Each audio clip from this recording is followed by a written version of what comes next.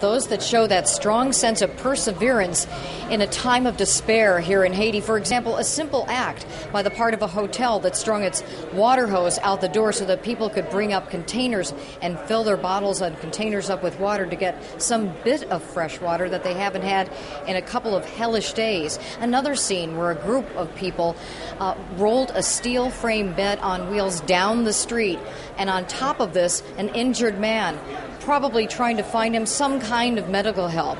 But in the scene I will remember the most this day, a man who had been pinned underneath the wreckage of a 5-story schoolhouse. He had been there for 46 hours, and his family members were using chisels and a blowtorch, at times scorching his skin, in order to free one of his legs and one of his hands that was caught pinned beneath some of the wreckage.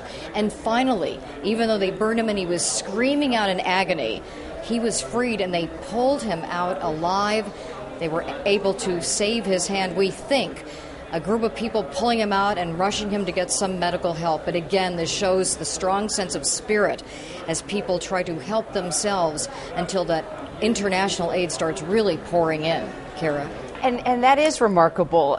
You would expect nothing less from your own people and your friends and your family to try and save your life. But we are finally seeing more rescue teams from around the world trickle in, right? Have you seen any of those teams arrive tonight? Any more? Well, I've not seen any more. Of course, we were caught up very much with this rescue today, but reportedly that is beginning to happen. And of course will happen more and more. And that will bring along with it the expertise that is oftentimes needed to perhaps move these rescues along a little faster. Look how long it took to get this one individual out. Of course, it doesn't guarantee that things will move along more quickly, but certainly with more people out there, more dogs to help with the search, it should make a difficult experience somewhat better.